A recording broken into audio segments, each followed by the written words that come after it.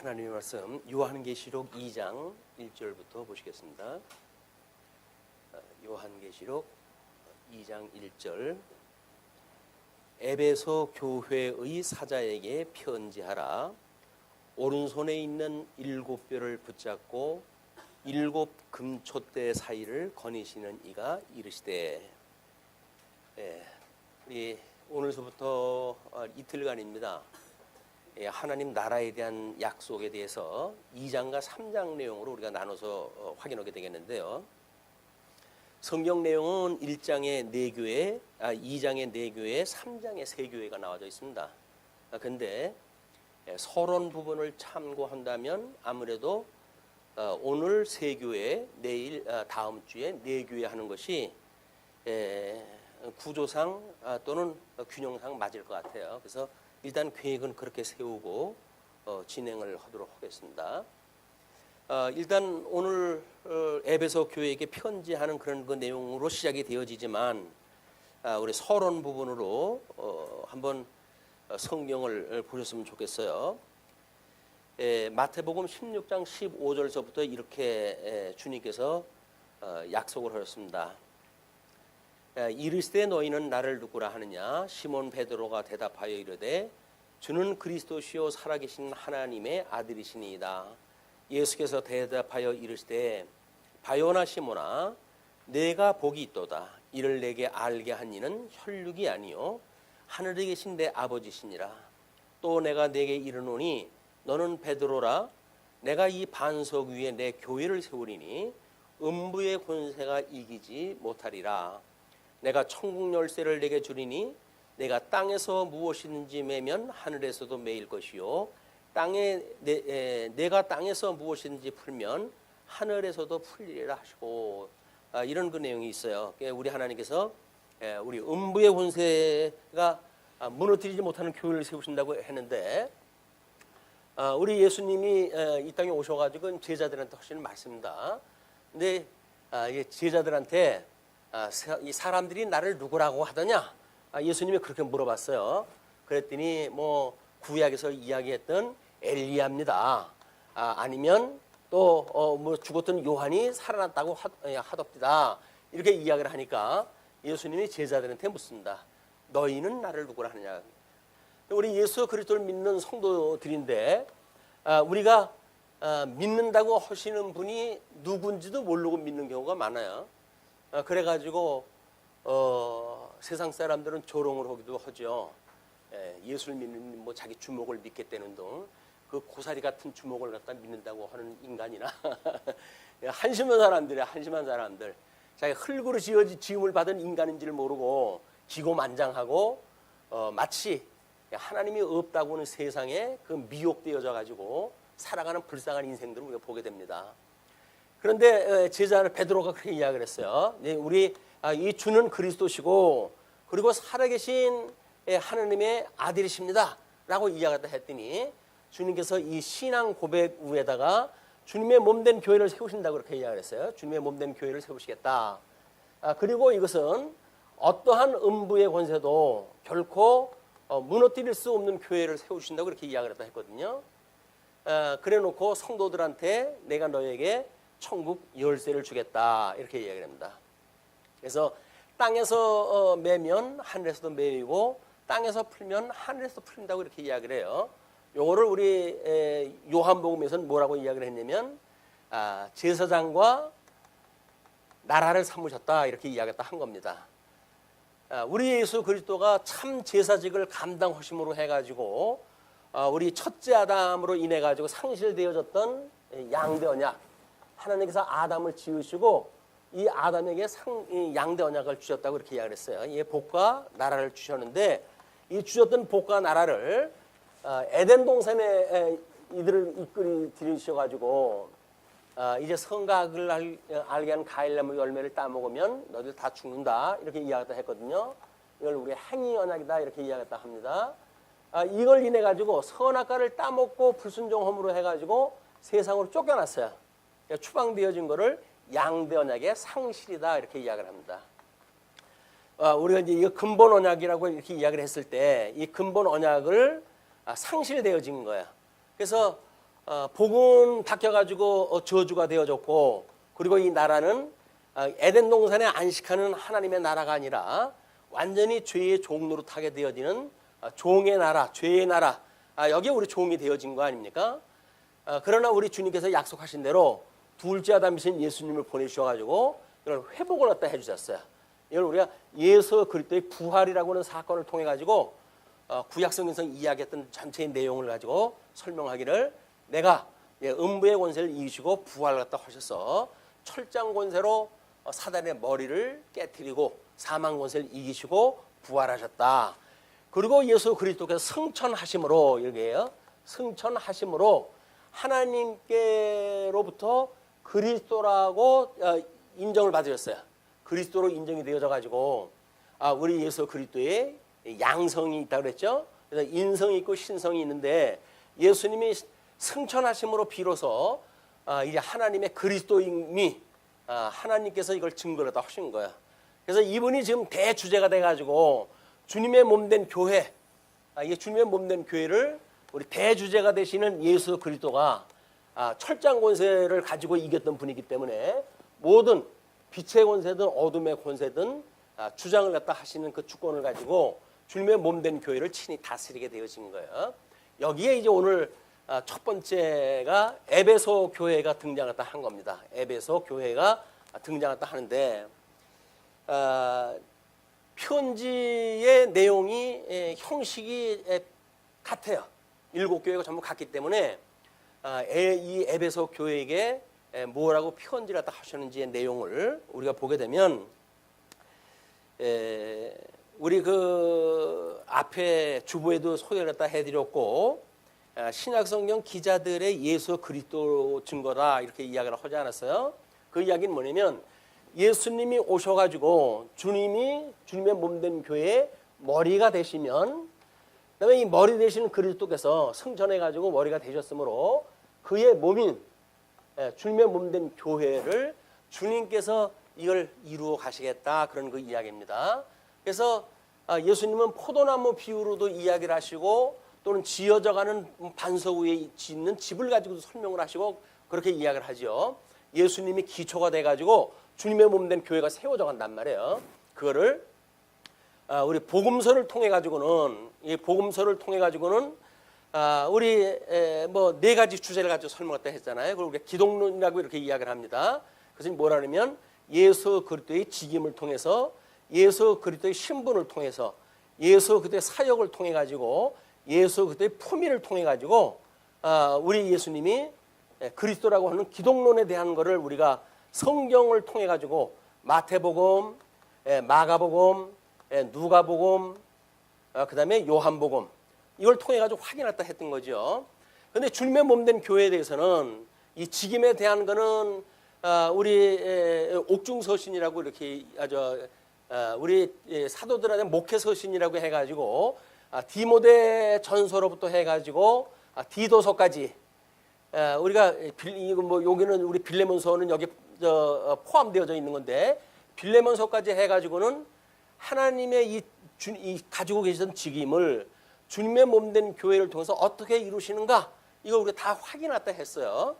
그 다음에 신분에 대한 거는 로마서로부터 해가지고 갈라디아서까지, 이걸 통해 가지고 여행서신이라고 이렇게 이야기한다 하는데, 이걸 통해 가지고 예수님이 하시는 이 사역에 대해서 이렇게 소개를 했다 했죠. 로마에서 갈라디아서까지.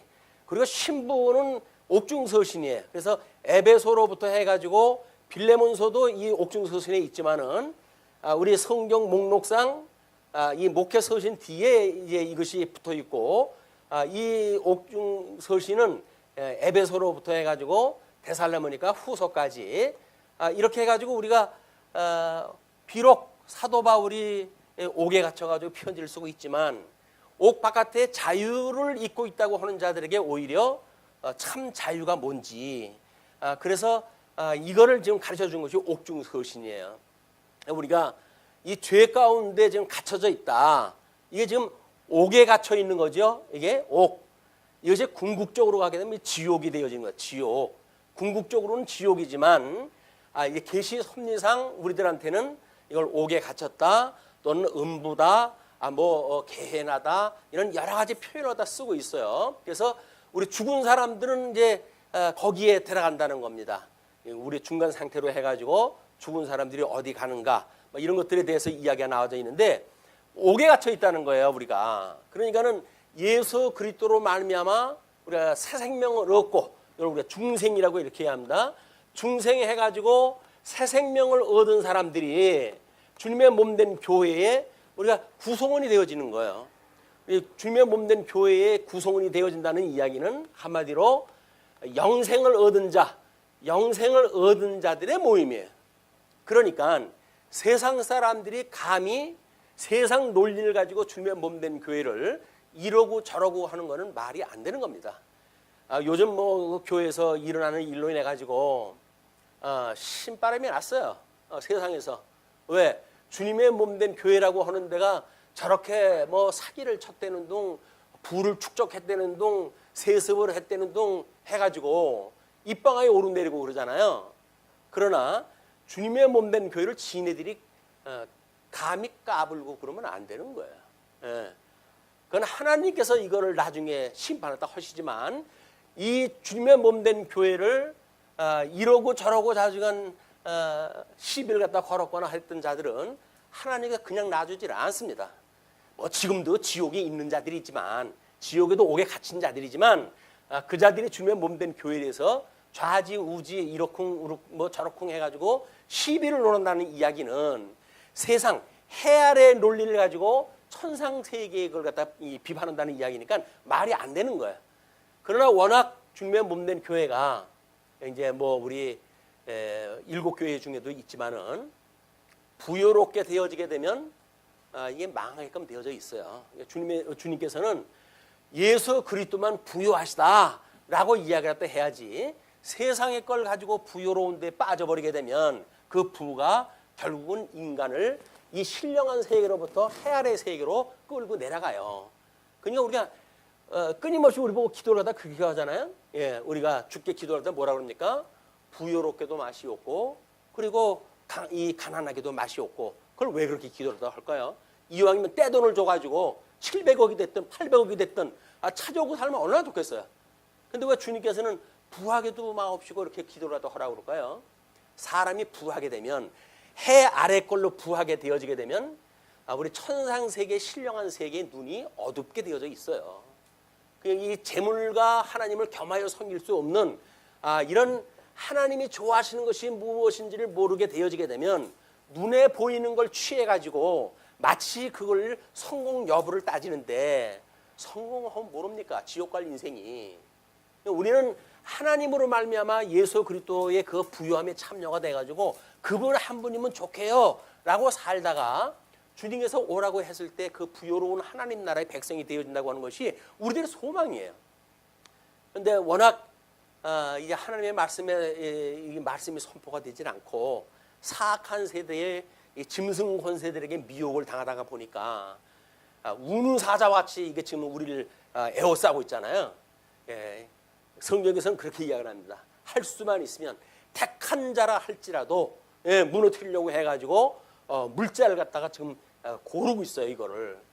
그럴 때 우리가 깨어 있어야 될 이유가 있는 겁니다. 그렇기 때문에 우리 예수님이 철장권세로 해가지고 이겨놨는데 그게 아직도 꿈틀거리며 주님의 몸된 교회 성도들을 자꾸 미혹을 갖다 하는 거예요. 그래서 우리 야고보서는 그렇게 이야기를 합니다. 사랑하는 성도들이여 속지 맙시다. 속지 맙시다. 이 사단 세계에게 속지 맙시다. 제발. 여기에 쏟게 되어지는 것이 우리는 어차피 중생되어졌기 때문에 육신의 몸도 가지고 있잖아요. 육신의 몸을 가지고 있는 것이 우리의 정체성, 내가 누구냐라고 하는 것에 육체에 나한테 있지는 않고 거듭나고 중생한 이 새 생명이 나의 정체성이란 말이에요. 우리들의 그래서 주소는 하나님 나라의 백성인 거예요. 우리가. 우리 주소가 어디 있느냐면 세상에 여기 있는 게 아니라 여기서 아파트 100평을 가지고 내가 거기에 등록을 갖다 했다고 해서 그게 내가 거하는 게 아니고 우리가 참 거하는 것은 하나님 나라의 백성이다. 그러면 100평 아니라고 하더라도 기죽을 거 없죠. 예? 예. 20평짜리 못 돼요. 6자 몸 내면 되지, 니면 되지. 그걸 세상 사람들하고 경쟁을 갖다 해가지고 부를 창출하고 그걸 부를 창출하기 위해 가지고 우리는 또 악을 행하고 이런 그 일이 악순환이 되어지는 것이 이 음부의 권세들 짐승 권세의 이게 방법이다. 자, 그렇기 때문에 이러한 그 원리를 가지고 이거 마저 품이 이걸 우리 이제 일반 서신이라고 이렇게 이야기를 했어요. 히브리서부터 해가지고 유다서까지 이것에서 이 주님의 몸된 품위에 대한 이걸 가지고 이걸 우리가 교회론이라고 이렇게 해서 교회론. 그러니까는 우리 복음서를 통해 가지고 예수 그리스도에 대해서 공부를 했다고 한다면 당연히 우리 교회론을 우리가 이렇게 주님께서 이렇게 세워 가신다고 하는 사실이 성경 구조상으로 이렇게 되어져 있어요. 믿든지 믿지 않든지 진리 체계가 이렇게 되어져 있는 겁니다. 그렇기 때문에 우리가 주님의 몸된 교회가 어떻게 직임상, 신분상, 사역상, 품위상 이걸 가지고 주님께서 오시는 그날까지 우리를 견인해 가시는가, 이것이 우리가 배우는 이제 통섭 성경 개론에 있는 주제예요. 우리 주님께서 우리 사망 권세가 아무리 기승을 갖다 부린다 할지라도 주님이 오시는 그날까지 우리를 붙들어 주신다는 거예요. 붙들어 주신다. 그것이 우리들이 믿는 믿음이에요. 그래서 우리는 아직도 우리가 이 가지고 있는 두 가지 마음 때문에 이 음부의 권세에 미혹이 되지만 우리 주님께서는 끊임없이 나를 보라고 이야기를 합니다. 온전케 하는 나를 봐라. 내가 너희를 온전케 하겠다. 그 이야기예요. 온전케 한 그리스도를 바라보고 살아가는 것, 그를 향하여 다른 박자를 치면서 경주하는 것, 이것이 성도들의 삶이란 말이에요. 복음서를 통해서 이렇게 공부가 되어졌어요. 그리고 뭐 서신서를 요한복음서에는 이런 내용이 나와져 있지는 않지만 요한복음에 나와져 있는 권면의 내용이라든지 하는 것들도 다 이걸 근거로 해가지고 주어진 거예요. 생뚱맞게 주어진 것이 아니라 그냥 요한계시록이 어서 붕 떨어진 것이 아니라 구약성경을 예표적으로 보여줬고, 그 다음에 예수님이 오셔가지고 그의 의와 나라를 구하라고 하라고 했고, 그리고 주님의 그 나라가 어떻게 되어질 것인지에 대한 걸 다 약속을 한 상태로 마지막 성경인 요한계시록이 기록되어져 있다. 그 중에 이제 오늘 첫 시간 에베소에 대한 이야기입니다. 자, 그러면 교재 2쪽을 보시면 그 그리스도에 대해서 우리 본문 읽었던 것이 지금 일곱 교회 사자에게 편지하라, 오른손에 있는 일곱 변을 붙잡고 일곱 금촛대 사이를 거시는 이가 거니시는 이가 이르시되, 이렇게 나와져 있잖아요. 그러니까 일단 오른손 이 에베소의 교회의 사자에게 편지하라고 이렇게 이야기를 했어요. 일단 이거 수신인, 이 수신인은 사자입니다. 사자는 천사라고 이렇게 이야기를 했어요. 그런데 예수 그리스도의 계시를 요한이 받아가지고 기록을 했다 하는데, 요한이 기록을 했다 해가지고 천사에게 보낸다고 하는 것이 왠지 납득하기가 어렵잖아요. 이것이 우리가 천사에 대한 개념이 없기 때문에 그러는 거예요. 그래서 거기다가 특별히 이제 그 소개를 갖다 해드렸어요. 교회 사자, 그거는 신명기 32장 8절을 보게 되면 지극히 높으신 자가 민족들에게 기업을 주실 때에, 인종을 나누실 때에 이스라엘 자손의 수요대로 백성들의 경계를 정하셨도다. 그런데 70인역에 그 빨간 글씨로 쓴 내용을 70인역에서는 뭐라고 이야기를 하냐면 하나님의 천사들의 수를 따라 민족들의 경계를 세웠다, 이렇게 되어져 있는 거예요. 그러니까 그 이야기는 뭡니까? 이 천사라고 하는 그 이야기는 에베소 교회라고 하는 이 에베소 교회에 수종을 드는 천사야.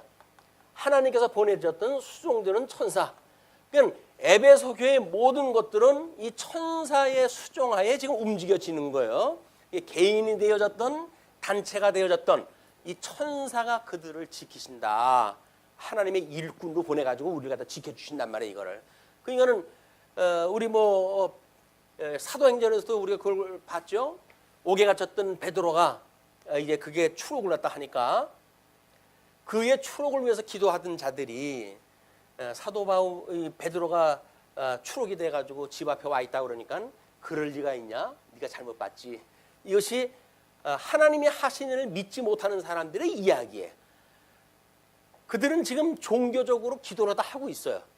그럼에도 불구하고 하나님께서 천사를 동원해 가지고 베드로를 놓아줬는데도 불구하고 그들은 그럴 리가 없다는 거예요. 오늘 우리는 교회에서 지금 하나님의 말씀을 공부하고 있습니다. 그래서 저 천상 세계의 신비로운 비밀에 대한 것이 이야기가 되어져요.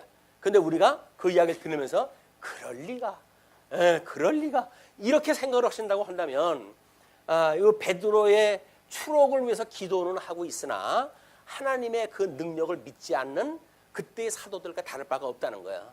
우리는 하나님께서 하시고자 하시게 되면 그거보다 더한 일도 하신다라는 걸 믿는 거예요. 그걸 우리가 믿음이다 이렇게 이야기를 하는 거야. 보여주는 거 세상 해 아래의 논리를 가지고 믿어지는 것이 믿는 것이 아니라 이거는 믿지 않아도 이건 다 알 수 있는 것들 아닙니까? 이건 하나님의 백성 아닌 사람들 다 보면 알아요. 그러나 하나님 나라에서 생기는 일, 천상에서 이루어지는 일, 영적 세계에서 이루어지는 일은 하나님의 은혜로만 우리가 그걸 볼 수가 있는 거예요. 깨달을 수가 있는 거예요. 그러니까 세상이 감당할 수 없는 믿음을 우리 주님께서 주신다는 겁니다. 우리 사도행전 그 이후에서 확인했던 것처럼 그들이 뭐 그 짐승의 밥이 되어지고 그리고 그 뭐 불에다가 기름에 치를 갖다 해가지고 불을 붙여 죽이는 그런 그 가운데서도 그들이 찬송을 불렀다고 하는 그런 그 이야기가 에이 쇼하네 이렇게 보게 되면 이쪽 사람들의 이야기예요. 아 주님께서 그들을 붙들어 주셔서 그렇게까지 하시는구나 라고 믿어진다고 한다면 우리 믿음으로 그걸 본 거예요. 믿음으로 사는 사람들은 믿음으로 그런 일이 이루어질 줄 믿습니다. 그냥 이 어두운 세상 힘든 세상에서도 여전히 하나님께서 우리를 보존하고 계시다는 걸 믿어지는 거예요. 하나님 나와 함께 하신다고 하는 게 믿어지는 거예요.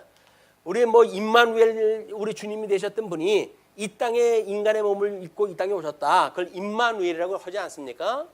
이제는 성령을 보내주셔가지고 그 하나님이 삼위일체 하나님이 지금 우리하고 함께 계신 거예요. 그냥 성령 하나님이 지금 우리들하고 함께 있다고 한다면 우리는 하나님의 철저한 보호 아래에 있는 거예요.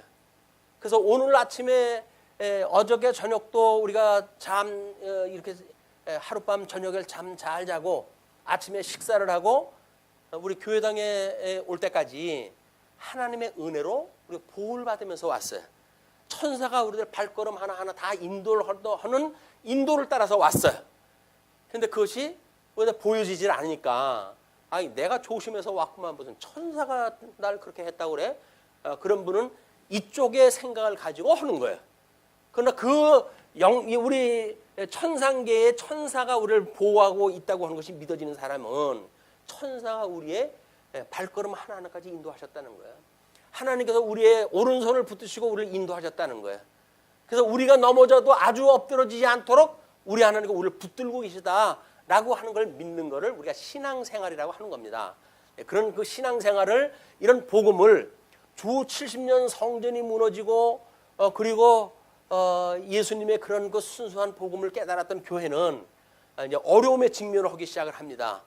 짐승 권세 로마 제국의 우상을 갖다 믿지 않으면 먹거리를 해결할 수 없는 그런 그 아주 긴박한 상황이 되기도 하고 음부의 권세에 의해서 모든 세상이 전부 미쳐 돌아가는 세상이었거든요. 그래가지고 우상 딴지한테 절하고 거기다 절하는 음식으로 해가지고 시장에 풀리고 뿐만 아니라 그런 그 문화권에서 살아가는 사람들이기 때문에 지금 이 95년경에 이 요한계시록이 기록될 당시에 성도들은 이루 말할 수 없는 핍박 가운데 있는 성도들이었어요. 그때 요한이 편지를 했다 합니다. 이 천사를 통해 가지고 수신을 천사로 해가지고 표현을 했다 해요. 위로의 어떤 그런 그 느낌이 오지는 않습니까? 보이지 않는 세계를 우리가 봐야 되는 거로구나. 보는 세계를 보고 이러고 저러고 하는 거 소용없는 일이로구나. 보는 세계에서 뭐 누가 이렇고 저렇고 해가지고 환경이 어떻고 조건이 어떻고 하기 때문에 우리가 신앙생활을 못하는 것이 아니라 하나님께서 나를 지금 보호를 안 하고 계시구나. 이렇게 생각이 들어야 하나님 앞에 매달릴 거 아닙니까? 근데 우리는 여기서 눈에 보이는 인간들 때문에 신앙생활을 못하겠다는 거예요. 이 환경 때문에 신앙생활을 못하겠다는 거예요. 그게 이 미혹자들이 우리 갖다 끊임없이 속이는 일입니다. 너 그렇게 신앙생활 하기 때문에 그러는 거야. 자꾸 속여오는 거예요. 그러니까 눈에 보이는 걸로 해가지고 실족을 하다 하고 마는 거예요. 우리 하나님 그런 우리를 붙들고 계시다. 그걸 믿는 성도들만 우리 미혹으로부터 우리 하나님의 보호를 받는 줄로 믿습니다. 자, 그렇게 하면서 그러면 그 7뼈를 붙잡고 7 금초대를 사이를 거니시는 이니까 이제 그 분이 지금 교회를 두루 지금 보살피고 계신 분 아니에요. 그런 그 분인데 거기에 우리 성경을 이런 그 성경 구절을 인용해 드렸어요. 이제 우리 이제 이쪽에서 있었던 그 내용을 인용을 하고 이것이 교회사 쪽에는 어떻게 성취가 되어졌는지 그런 논리를 가지고 설명하다 한 겁니다. 그래서 파란 글씨는 복음서에 있는 내용, 빨간 글씨는 서신서에 있는 내용으로 해가지고 이걸 편집을 갖다 했어요. 물론 더 많은 이야기, 더 적절한 이야기가 꽤나 많습니다. 그러나 이거를 그래도 며칠 끊임없이 수정을 갖다 해가면서 이제 오늘 새벽까지 최적화되어져 있는 그런 자료로 해가지고 되어져 있어요. 그래서 나머지 거는 이제 뭐 토론이라든지 이런 걸 해가시면서 더 적합한 것이 이런 것이 있지 않을까라고 하는 걸로 해서 연구가 되어진다고 한다면 저는 기초 연구를 한 사람으로서 천만다행이죠.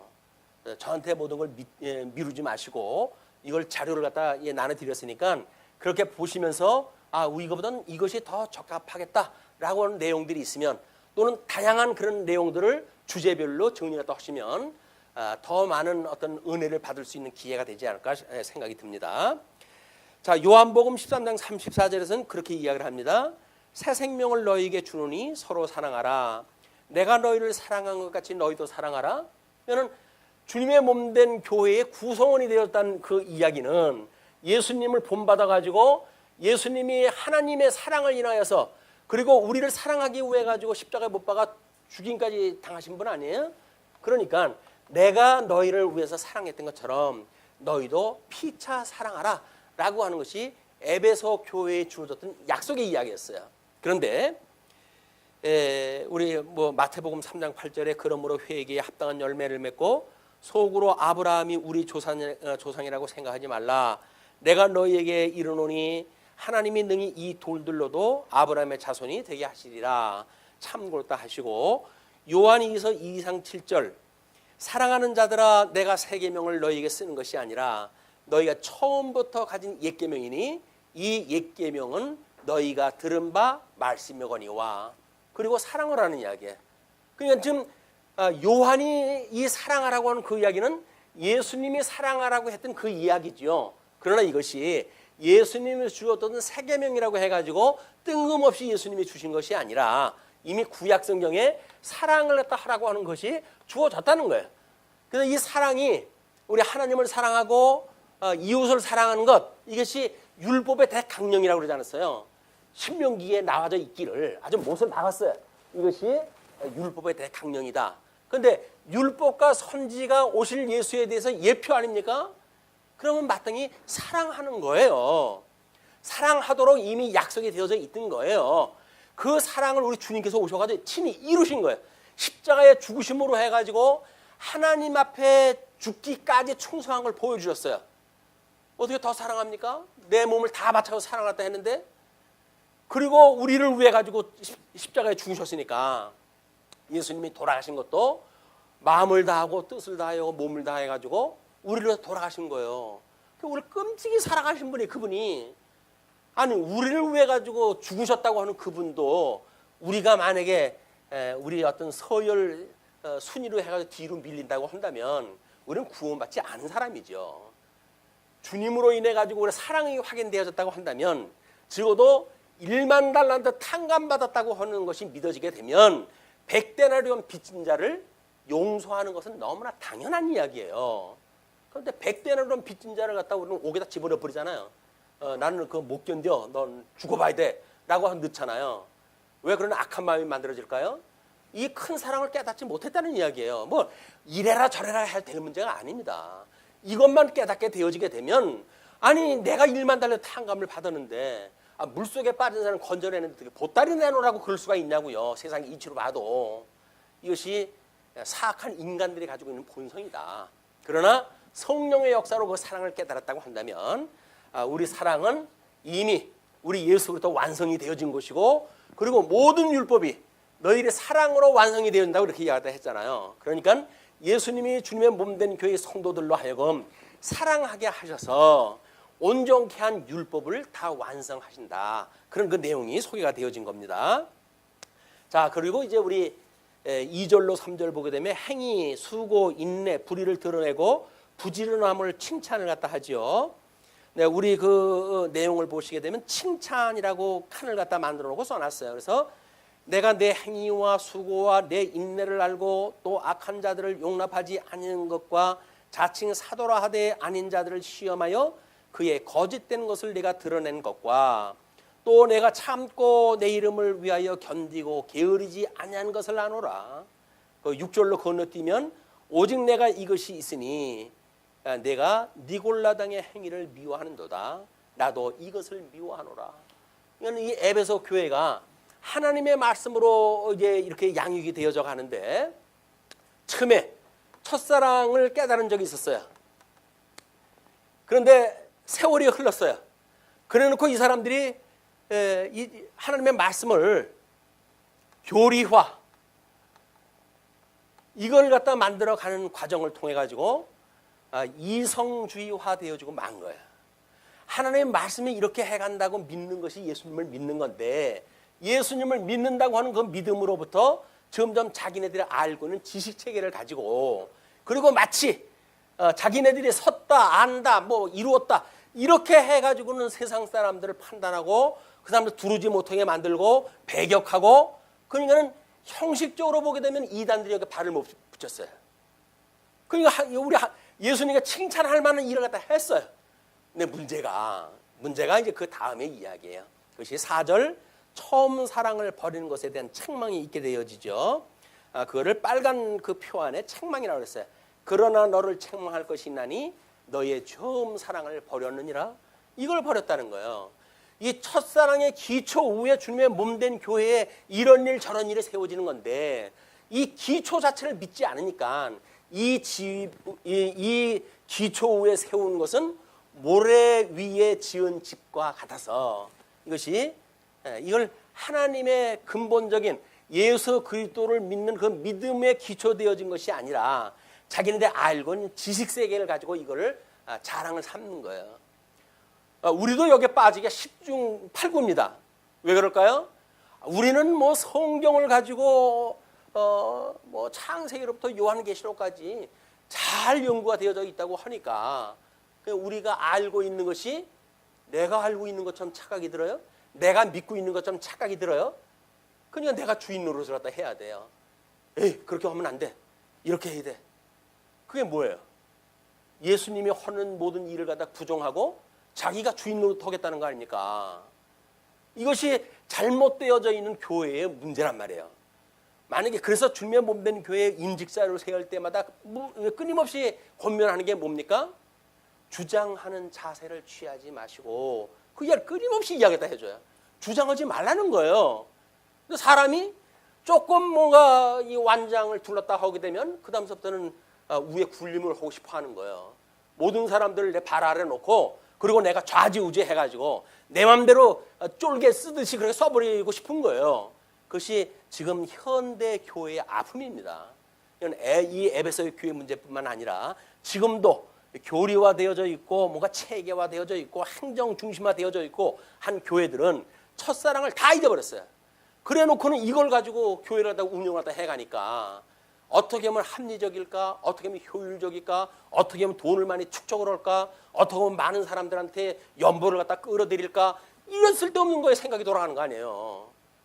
예수님의 그 생명에 대해서는 관심이 없습니다, 이 사람들이. 물론 뭐 복음 전도를 갖다 뜨겁게 해요. 그리고 뭐 많은 교회에 지원을 갖다 꽤나 해요. 왜? 복음 증거 사업을 갖다 하는 거에 지원 사업을 갖다 한다고. 그런데 왜 그 교회는 사랑을 찾을 수가 없을까요? 거기는 마치 교회를 들어가려고 한다면 뭐 엄청난 그 비밀 증서가 있어야 들어가는 것처럼 파수꾼들을 세우고 그럼 난리를 갖다 치는 거예요. 이게 지금 현재 에베소 교회의 그런 모습으로 그대로 드러나 있다. 다음번 5절 6절 보시게 되면 회개, 처음 행위, 회복을 당부하고 촛대에 옮길 것을 예고합니다. 5절서부터 6절까지 이야기예요. 먼저 도전과 권면을 경고할 때 5절 노란 그 박스 위에 있는 이야기입니다. 그러므로 어디서 떨어졌는지를 생각하고 회개하며 처음 행위를 가지라. 만일 그러지 아니하고 회개하지 아니하면 내가 내게 가서 내 촛대를 그 자리에서 옮기리라. 촛대를 옮긴다는 이야기는 뭐예요? 지금 우리가 이 증인의 역할을 갖다 하고 있는 건 아닙니까? 등대 역할을 갖다 해서 세상에 빛의 역할을 갖다 하고 있는데 이 사랑을 버렸다고 한다면 내가 이 촛대 옮겨버릴 거야. 그 이야기는 뭐예요? 빈 껍데기만 남겨놓고 너희들은 다 멸해버릴까? 그 이야기예요. 무섭지 않습니까? 이런 삶이 만약에 우리 삶이라고 한다면 예수님 믿고 살아가던 육체 이런 거에서 우리 영혼이 이 하나님을 사랑하다 하고 찬양하다 했었는데 그 영혼을 빼버리고 다른 데로 옮겨버리게 되면 시체가 그냥 찬양하다 하는 거예요. 좀비처럼. 뭐 하나님 찬양하고 다 해요. 노래도 하고 뭐 그 노래도 인류 뭐 대학교에 뭐 그 이름 있는 교수들이 다 와가지고 반주하고 뭐 찬양하고 그래요. 그런데 주님께서 좀비들이 하는 거예요. 그 좀비들이 주님이 빠져버려 있는 좀비들이 그걸 하고 있다. 끔찍한 현상 아닙니까? 우리는 과연 어떠할까요? 이것이 하나님 앞에 우리가 회개해야 될 일들인 거예요. 끊임없이 하나님의 일을 우리가 위해서 기도할다 할 때 이런 걸 놓고 기도하다 하는 거예요. 우리가 어떤지, 우리의 그런 심령 상태는 어떠한지, 우리 주님의 몸된 교회는 우리의 그런 그 정책상 그런 문제는 어떠한지 이런 것이 끊임없이 우리가 기도할 내용이다. 자, 그리고 이제 다음 번을 보시게 되면 6절. 그 6절의 그 내용은 니골라당의 그 이야기로 그렇게 이야기했다 하는데, 그러니까 그 이달로부터 나오는 그 니골라당에 대한 그 이야기를 설명한 거예요. 그러므로 어디서 떨어졌는지 또 내 잣대로 옮기겠다. 근데 오직 내게 이것이 있으니 내가 니골라당의 행위를 미워하는도다. 나도 이것을 미워하다. 그러니까 하나님이 싫어하는 걸 이 사람들이 싫어했어요. 다행히.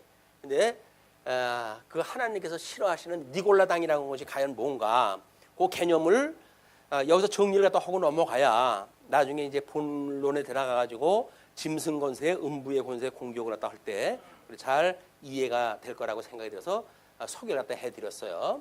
얘는 이 니골라당이라고 하는 그 이야기는 끊임없이 뭔가 지도자들이 군림하는 이런 체제를 지향하는 이런 걸 니골라당이라고 이렇게 이야기를 합니다. 그래서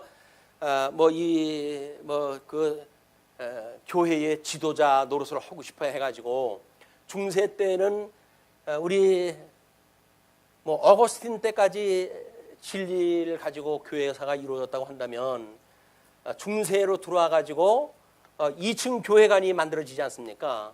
그 2층 교회론이 뭐예요? 이걸 사제층이 따로 있고 그리고 평신도가 따로 있다고 하는 겁니다. 우리가 이런 거에 빠져버리게 되면 마치 교회에 내가 지도자니까 당신은 내 얘기를 들어야 돼 라는 쪽에 빠져버리고 마는 거예요. 우리가 지도자는 뭐라 그랬어요? 끊임없이 죽으라는 이야기 아닙니까? 지도자는 뭐라 그랬어요? 버리라는 거였잖아요. 지도자는 뭐라고요? 섬기는 거라고 그랬잖아요. 근데 그게 아니잖아요. 세상에서는 논리를 그대로 가지고 하니까 그거는 하나님이 가장 싫어하시는 니골라당에 지금 오염이 되어져 있는 내용이다. 그런 내용으로 이제 보시면 좋을 것 같아요. 근데 그 지역에 아데나나 아데미 신전 같은 거 이런 것들이 있어가지고 이들은 예수님을 믿기에 상당히 최악화되어져 있는 상황이었어요. 이런 그 상황에 지금 에베소 교회가 노출되어져 있고 그 에베소에 노출되어져 있는 상황을 그 사람들이 아직 알지를 못하니까 요한에게 편지를 써가지고 천사에게 편지를 하라는 이야기는 뭡니까? 영역 아래에 있는 자들에게 이 진리의 말씀의 내용을 통해 가지고 깨어 근신하고 그들이 이겨야만 여기서 노연할 수가 있는 거 아니겠어요? 그래서 그 이기는 자에게 주시는 내용이 파란 박스에 있는 이야기입니다. 2장 7절의 이야기예요. 이기는 자에게 생명나무 과실을 먹게 하리라고 약속을 했으니까 귀 있는 자는 성령이 교회들에게 하시는 말씀을 들을지어다. 이기는 그에게는 내가 하나님의 낙원에 있는 생명나무의 열매를 주어 먹게 하리라. 하나님의 낙원은 이 에덴 동산을 우리가 이 낙원이라고 그렇게 이야기를 했잖아요. 근데 이 낙원은 우리 아담과 하와를 내쫓고는 그룹과 그다음에 여기를 서쪽으로 해가지고 이 문을 막아놔가지고 이쪽 사람이 들어가지 못게끔 했잖아요. 그것이 이미 에덴이라고 하는 공간이에요. 에덴은 이 땅에서 있었던 사건이지만 땅에서 찾을 수 없는 곳이에요. 왜냐하면 그것이 믿음의 영역이기 때문에 그렇습니다. 요거를 지금 주님의 몸된 교회에서도 눈에 보이는 교회가 있다고 한다면 천상교회, 승리교회 이렇게 이야기하는 것은 믿음의 공간인 에덴을 이야기를 하는 거예요. 에덴. 그것이 천년왕국에 가서는 이제 천년왕국으로 해가지고 이것이 회복이 되어지죠. 그러나 천년왕국이 회복되어지기 전에도 개인적으로 우리들이 죽게 되어지고 그렇게 되면 우리 가야 될 곳이 있지 않겠어요. 그것이 낙원이라고 하는 곳이 낙원. 저렇게 하나님의 그 우리의 육은 띄워놓고 여기다 묻어놓고 영만 온전히 하나님 앞에 온전한 성화를 이루어가지고 낙원에서 살게 되어지는 상태. 그것이 우리 이 중간기 상태에 대한 설명이에요. 그건 나중에 말씀을 드리기로 하고. 자, 그래서 종교 이 교회의 3대 표지를 소개해 드린 것도 왜 이런 문제가 만들어졌습니까? 로마 교회는 권위를 교행에게 두었고 그다음에 교리에 대한 걸 공로주의를 갖다 주장을 갖다 했고 그다음에 제도라고 하는 거는 사대주의를 이야기를 했잖아요. 그래서 종교 개혁자들이 아니다. 모든 권위는 하나님의 말씀으로부터 말미암는다. 그래가지고 말씀의 권위를 두었고 교리의 문제도 마찬가지로 공로주의를 지향했던 사람들한테 아니다. 오직 이신칭의다. 믿음으로밖에 이 믿음으로 말미암아 우리는 하나님의 나라의 백성으로 살아가게 되어지는 거고 주님의 몸된 교회는 믿음으로 살아가는 것이다. 이신칭의를 갖다 이야기를 한 겁니다. 그리고 제도에 대한 것도 사제주를 갖다 이야기했을 때 아니야. 만인제사장이야. 이 제도를 갖다 만인제사장. 만인제사장이라는 이야기는 뭡니까? 모든 사람이 제사장이라는 거야. 아까 우리 들어갈 때 본문 읽을 때 뭐라 그랬어요? 천국 열쇠를 너희한테 주노니 너희가 땅에서 매면 하늘에서도 매이고 땅에서 풀면 하늘에서도 풀릴 것이야 라고 하니까 만인 제사장으로서 그 역할을 우리한테 맡기신 거예요. 그러니까 예수님을 믿는다고 하면 누구든지 제사장이지 복음을 증거할 수 있는 증인의 이런 그 증인이지 특정한 자만 증인이 아니란 말이에요. 목사만 제사장이 아니에요. 장로만 제사장이 아닙니다. 집사만 제사장이 아니에요. 물론 행정적으로 해서 우리가 구분이 필요하지만 원론적으로 했을 때 우리는 만인 제사장을 이야기를 한다. 이걸 가지고 종교 개혁이 일어난 겁니다. 그러니까 종교 개혁 정신으로 돌아가야 돼요. 이 우리 요한계시록을 보면서 종교 개혁 정신으로 돌아가야 복음의 진리를 우리가 붙들고 살아가게 되어진다. 그리고 그 진리를 지킬 수가 있게 되어지는 거죠. 자, 그다음에 이제 3쪽에 보시게 되면 서만화 교회가 나오는데 서만화 교회는 2장 8절 그래서 서만화 교회 사자에게 편지하라 처음이요 마지막이요 죽었다가 살아나시니가 이르시되 라고 이야기를 했잖아요. 그래서 마태복음 3장 9절 말씀을 인용했어요. 속으로 아브라함이 우리 조상이라고 생각지 말라. 내가 너희에게 이르노니 하나님이 능히 이 돌들로도 아브라함의 자손이 되게 하시리라. 이미 도끼가 나무 뿌리에 놓였으니 좋은 열매를 맺지 않은 나무마다 찍혀 불에 던져지리라. 그리고 12절 손에 키를 들고 자기의 타작마당을 정하게 하사 알곡은 모아 곡간에 들이고 쭉정이는 꺼지지 않는 불에 태우시리라. 이 심판의 역사까지 주님께서 하실 것이니까 그거를 로마서 11장 7절에서는 이렇게 이야기를 했어요. 그런즉 어떠하냐? 이스라엘이 구하는 것을 얻지 못하고 오직 택하심을 입은 자가 얻었고 그 남은 자들은 우둔하여 졌느니라. 기록된 바 하나님이 오늘까지 그들에게 혼미한 심령과 보지 못할 눈과 듣지 못할 귀를 주셨다 함과 같으니라. 우리가 하나님의 말씀을 들을 수 있다고 하는 그 이야기는 놀라운 복입니다. 이걸 양식으로 삼을 수 있다는 건 놀라운 복이에요. 근데 그 복을 복으로 여기질 않으니까 아니 내가 뭐 시력이 몇인데 성경책 읽는 거에 무슨 지장이 있어? 내가 이 스펙이 어떠한데 성경책이 읽는 거에 내가 무슨 뭐 문제가 있어? 라고 이야기하는데 그렇지 않아요. 성경은 세상의 지식을 가지고 읽는 게 아닙니다. 우리 성경은 진리 인식의 주관 되시는 성령께서 깨닫게 하셔야 깨닫는 거예요. 우리가 이걸 하나님의 말씀을 가지고 믿는다고 하는 거를 뭐 때로는 이제 이거 서머나 이제 교회입니다. 두 번째 서머나 교회.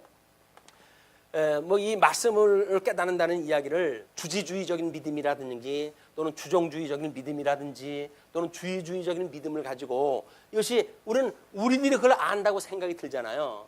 그런데 기독교는 철저하게 깨달음의 종교예요.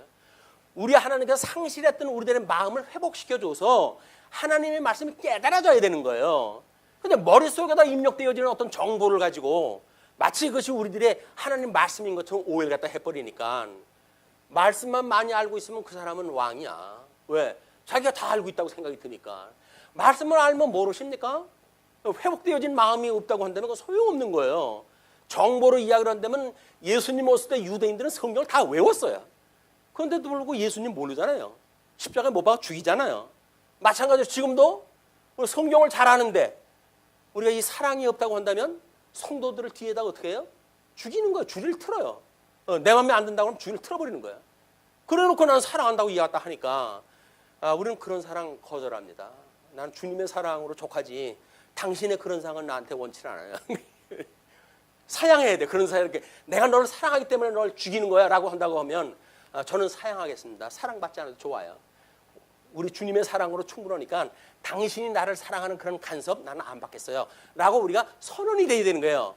이게 주님의 몸된 교회 만인 제사장이라고는 이게 그래도 자격을 가지고 계신 분들의 마음이지 조금 우리보다 힘세다고 해가지고 그저 이러고 저러고 이야기했다 하게 되면 예 아멘 이렇게 하는 거 아니에요. 신앙생활은 우리는 신앙의 자유를 가지고 있는 사람들이에요. 우리는 이 진리를 갖다 알고 있다고 하는 사람들은 신앙의 자유를 가지고 있는 사람들이에요. 누가 내 신앙에 대해서 이러고 저러고 한다면 반론을 제기했다 해야 돼요. 당신이 뭔데 나의 신앙을 갖다 좌지우지 이야기했다 합니까? 라고 이야기했다 해야 되는 거예요. 당신은 당신의 믿음을 갖다 지키면 되지 왜 내 믿음을 갖다가 좌지우지 하려고 합니까? 라고 이야기 돼야 되는 거예요. 근데 우리는 뭐라 그래요? 아예 뭐 어련히 알아서 하려고. 뭘 어련히 알아서 해요. 잡아먹으려고 그러는 건데. 잡아먹으려고 그러는 거예요. 여러분들이 이거 정신을 바짝 차려야 돼요. 잡아먹는다는 이야기는 뭐 우리 식욕을 갖다 한다는 거 아니지 않습니까? 나를 뭘로 삼는다고요? 종으로 삼겠다는 거예요. 나를. 우리 신앙의 자유를 가진 사람들이에요. 예수님이 우리 자유를 갖다 주었어요. 예수님이 자유를 주었는데 누가 우리를 갖다 종으로 갖다 삼습니까? 이걸 우리가 이 일곱 교회의 이 어떤 하나님의 사역을 갖다 통해 가지고 깨달음이 없다고 한다면 또 공부 하나 많은 거예요, 이게. 자, 그렇기 때문에 우리 예수님 오셨을 때 우리 다음 번을 한번 성경을 보시게 되면 9절에 보게 되면 군핍의 영적인 부요다. 그리고 유대인의 회방을 위로를 갖다 한 내용이 있잖아요. 그것이 이제 9절의 그 이야기예요. 칭찬했던 내용인데 내가 내 환난과 궁핍을 알거니와 실상은 내가 부요한 자니라. 여기서는 무엇이 궁핍한 자야. 아니 누가 봐도 궁핍한 자야. 집도 잘도 없어요. 먹을 것도 시원치가 않아요. 궁핍한 자야. 근데 주님께서 우리를 위로할 때 뭐라 한다고요? 내가 부요한 거야. 내가 부요한 거야. 거기서 위로가 돼야 되는 거 아니에요? 아니 여기서 돈이 없다고 하면 그걸로 위로가 돼야 될 거 아니에요? 여기서 어느 천년에 돈 벌어가지고 돈 있는 사람들하고 맞짱 뜨겠어요? 떠도 소용이 없어요. 기득권을 가지고 있는 사람한테 무슨 수로 나갑니까? 그러니까 궁핍한 걸 가지고 주님께서 그것이 우리한테 부요라고 하니까 아이고 주님 그래요? 제가 부요로웠었군요 라고 해서 그걸 회복을 했다 해가지고 거기서 우리가 하나님을 찬양하고 기쁨의 찬송을 불러야지. 여기 전전긍긍 해가지고 이리 기웃 저리 기웃 이쪽 줄을 서게 되면 뭐 돈이 생길까 저쪽 줄에서 서면 돈이 생길까 이렇게 하니까 장로파가 이리 갈리고 저리 갈리고 그러는 거예요. 잘 경계해야 됩니다. 경계. 신앙생활에 철저하게 경계를 했다는 것은 나는 신앙생활에 관한 한 우리 예수님만이 나의 주인이시 누구도 나의 주인이 될 수 없어. 이런 확고한 우리의 신앙이 없으면 우리는 예수님이 기꺼이 십자가에 죽으시면서 자유를 얻던 그 자유를 그냥 죽 쏘가지고 개 주듯이 엉뚱한 사람한테 뺏기는 거예요. 여러분들 우리는 제사장입니다. 만인 제사장이에요. 만인 제사장. 그래서 이 신앙의 자긍심을 가지셔야 돼요. 주님이 나를 위해서 돌아가셨다고 하는 세상과도 맞바꿀 수 없는 놀라운 은혜를 입었다고 하는 이걸 우리가 쥐고 있어야지. 세상에 하찮은 것들로 인해 가지고 이 놀라운 주님의 사랑을 잊어버린다는 이야기는 말이 안 되는 거예요. 자, 그리고 이제 그 10절 상하절에 이제 받을 고난을 위로하며 10일 동안 받을 시험을 예고하고 또 죽도록 충성하면 생명의 면류관을 주신다고 당부했잖아요. 얘는 우리 뭐 10일 동안의 그런 그 어떤 그 이야기는 짧은 기간, 정해져 있는 기간이지만 짧은 기간 동안 박해가 있는 거예요. 서머나 교회에 박해가 있는 거예요. 근데 하나님께서 이 서머나 교회를 얼마나 사랑하셨는지 그걸 능히 이기도록 섭리했다고 하셨어요. 예, 이기도록 섭리했다고 하셨어요. 그러므로 해가지고 지금 한국 교회도 서머나라고 하는 교회 이름을 붙인 교회가 꽤나 됩니다. 왜 그럴까요? 이건 책망이 없는 교회거든요. 이기는 교회거든요. 간판만 서머나 교회지. 이 사람들이 어떻게 그 궁핍한 가운데 진리를 지켰고 승리하는지에 대해서는 의미가 없어요. 그냥 하나님의 책망 없다고 그러더라. 이름 뭘로 질까? 서머나 교회로 하자. 이렇게 되어지는 것이 현금 안타까운 사항들입니다.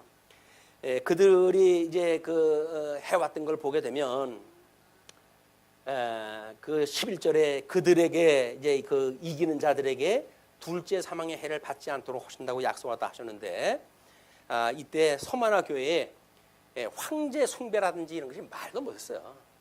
그리고 우상을 섬길 수 없는 그런 아주 처절한 그런 상황 속에서 믿음을 지키려고 궁핍한 거 이 사람들이 믿음을 지키기 위해서 궁핍을 갖다 한 거예요.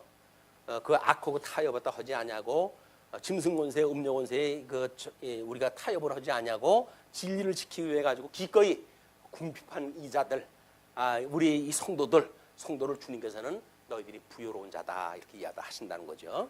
그래서 예수님 오셨을 때 얼마나 그 사람들이 그 뭐 메시아 대망 사상에 의해 가지고 당이 4개 당으로 찢어지고 그러지 않았어요? 그것도 소개를 갖다 해드렸고 바리새파와 사두개파 비교를 이제 소개를 갖다 해드렸어요. 이것이 이제 나중에 나팔재앙을 설명할 때 보게 되면 이 나팔재앙에서 지금 이 바리새파라든가 사두개파라든가 또는 메시아 대망 사상에서 사당파에 의해 가지고 만들어지는 갈등 이걸 가지고 사실은 설명이 되어지기 때문에 그렇습니다. 주님의 몸된 교회에 우리 모교회가 되어지는 이스라엘 교회가 예수님 오시기 전까지 어떤 박해를 받았는지 이런 내용이 소개되어지기 때문에 이런 내용들은 참고를 하시는 게 좋겠어요. 자, 그리고 4쪽으로 넘어갑니다. 버가모 교회.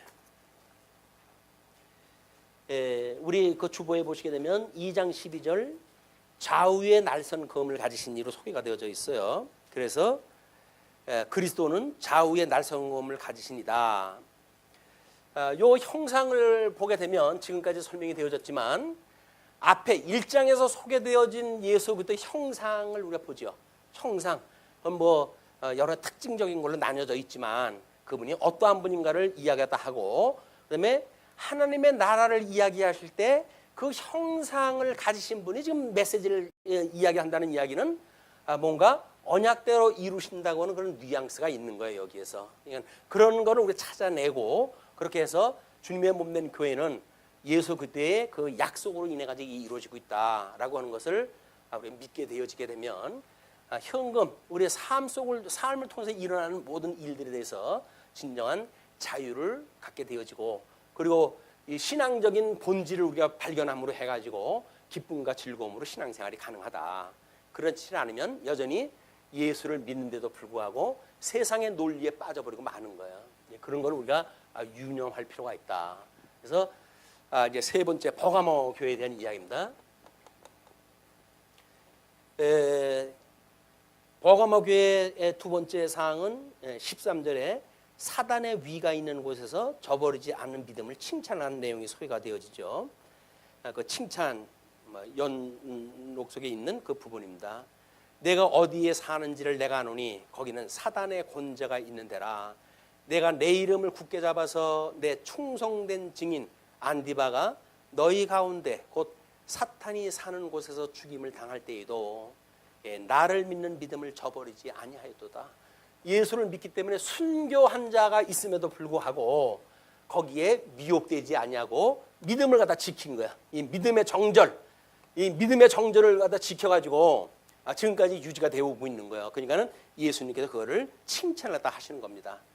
그 다음에 책망에 대한 이야기가 14절로 15절 발람의 교훈과 니골라당의 교훈 지킨 것을 책망했다 하는데 빨간 박스에 있는 이야기입니다. 그러나 내가 두어 가지 책망할 것이 있나니 거기에 내게 발람의 교훈을 지키는 자들이 있도다.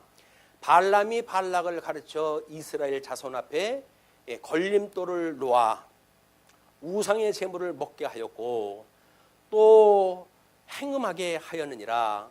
이와 같이 내게도 니골라당의 교훈을 지키는 자들이 있도다. 그래서 니골라라고 하는 뜻이나 발람이라고 하는 뜻이나 어원이 같대요. 지도자에 대한 그 이야기이기 때문에 발람의 그 교훈에 대한 것을 거기 소개를 그렇게 해드렸습니다.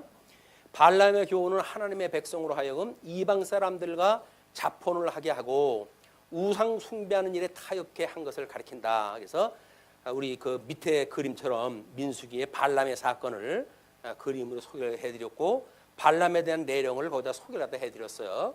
이것처럼 발람은 발락의 청구대로 이스라엘 백성을 향해 정면으로 저주하지는 않았으나 모압 여인을 통해 이스라엘을 유혹하게 하여 음행케 함으로 이스라엘 백성 중 수만 명이 하나님의 징계를 받아 죽게 하였다. 이러한 발람의 교훈은 신약 성경에서 베드로후서, 유다서에서도 혹은 유대 역사에서 늘 경계의 표적으로 언급되었다. 발람은 어원적으로 백성을 정복하라는 의미의 니골라당과 동일한 의미를 가진다. 그래서 6절 그 주석을 참조하라고 그렇게 말씀을 드렸는데 이 내용을 각 교회마다의 그 내용은 전부 그 지금 사이트에 올라가져 있어요. 그리고 요것만 소개한 것이 2, 3장 그런 그 참고 도면으로 해가지고 소개가 되어져 있고 각 교회에 대한 내용들은 자세한 내용들을 기록을 해서 소개가 되었으니까 보실 의향이 있으면 정보가 없어서 모르겠다든지 이 시간에 너무 처삼천 뭐 벌쳐듯이 대충 뛰어넘어가냐라고 이야기하지 마시고 그쪽에 들어가시면 충분히 파악이 가능해요. 왜냐하면 먼저도 말씀을 드렸지만 이 내용을 자세히 이야기를 하다 보게 되면 22장까지 가는 큰 줄거리를 놓치게 되어지기 때문에 지금 교회에 대한 상황은 그때 있었던 일이기 때문에 간단하게 정리를 하기로 약속이 되어져 있었어요. 우리가 2, 3장은 2주간에 끝나고 나머지 거를 각장 한 장씩 이렇게 공부하기로 계획을 세워져 놨습니다. 자, 우리 요한복음 5장 39절입니다. 너희가 성경에서 영생을 얻는 줄 생각하고 성경을 연구하거니와 이 성경이 곧 내게 대하여 증언한 것이라. 성경을 우리가 영생을 얻기 위해서 이거 상고하는 거예요. 구원을 받기 위해서 이걸 한 거란 말이에요. 구원받은 사람이 성경 연구하는 거지 성경 연구에서 구원받습니까? 이런 논리는 이미 일찍이 우리가 정리가 됐어요. 왜냐하면 구원이라고 하는 이야기는 우리가 안 믿던 시절로부터 예수님을 믿기 시작했던 그때로부터 육신의 장막을 벗어버릴 갈 때까지 전 구원의 서정을 우리가 구원이라고 그러는 거지 뭘 지금 교회에 다니기 때문에 난 구원받은 사람이야 라고 말하는 논리가 아니라고 그렇게 말씀을 드렸어요. 거기에 빠지게 되면 우리는 그 구원받은 걸로 우리가 자만해가지고 뒤에 뭘 해야 되는 걸 다 놓치고 마는 거예요. 그래서 첫사랑을 잊어버리게 되어지는 그런 또 결과가 나타나게 되어진다. 그래서 예수를 믿는다는 이야기는 우리를 부르셨던 믿음으로 우리를 불러내신 주님, 그 주님으로부터 어떻게 견인해 가시는지에 대한 과정을 통해 가지고 끊임없이 사랑을 깨달아야 돼. 이게 사랑을 깨닫는 그런 그 일은 새롭게 뭘 어떤 일로 주어지는 것이 아닙니다. 성경을 통해서 내가 구원받았다고 하는 은혜를 주님의 몸된 교회를 통한 교회 생활을 통해서 또는 성도들의 그런 그 각자의 생활을 통해서 끊임없이 깨닫는 거예요. 이게 배우고 익히는 과정을 통해 가지고 새로운 정보를 갖다 입력되는 게 문제가 아니라니까요. 정보만 입력을 시키면 모릅니까? 하나님께 그게 오죽 꼴보기 싫으면 AI 시대를 갖다 주어가지고 입력만 하면 그건 정보는 다 나와요. 다 나와요. 정보를 뭘 아는가가 중요한 게 아니에요. 우리의 신비에 뭐가 새겨져 있는가가 중요하지. 누구도 지울 수 없는 하나님께서 우리 이마에게 너는 내 거야 라고 인을 쳐져 있는 그것이 중요한 거지. 그 정보가 그게 알량한 정보가 무슨 소용이 있습니까? 정보는 그걸 확인하기 위한 과정이 지나지 않는다. 그 정보에 우리가 연연하게 되어지면 우리는 신앙생활이 다른 사람 보이는 신앙생활로 끝나버리고 말아요. 그럼 모릅니까? 다른 사람을 자랑하다가 나는 하나님 나라에 가지도 못하고 그럼 미련한 일이 어디 있어요. 그러니까 우리는 끊임없이 하나님의 사랑을 깨달았다고 하는 것이 우리 인지가 돼야 돼요. 그걸 가지고 살아가는 거예요.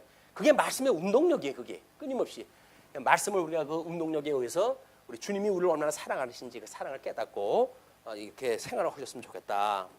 그래서 그 로마서 15장 4절 무엇이든지 전에 기록한 바는 우리의 교훈을 위하여 기록된 것이니 우리로 하여금 인내로 또는 성경의 안위로 소망을 가지게 함이니라. 끊임없이 궁핍한 교회지만은 우리 주님이 이루어가시는 그 하나님 나라에 대한 소망, 이 소망이 있어야만 우리가 인내가 가능하기 때문에 소망의 인내라고 이야기했다 하는 거예요. 그렇죠? 그리고 이걸 믿는 믿음이 있어야 되기 때문에 믿음의 역사라고 이렇게 이야기를 하는 거예요. 놀라운 그 역사는 믿음으로 말미암은 일이기 때문에 그렇습니다. 그리고 궁핍한 가운데 여기서 사랑을 갖다 한다는데 이 사랑은 뭡니까? 사랑은 끊임없이 수고예요. 수고도 하지 않고 사랑한다는 이야기는 거짓말이에요.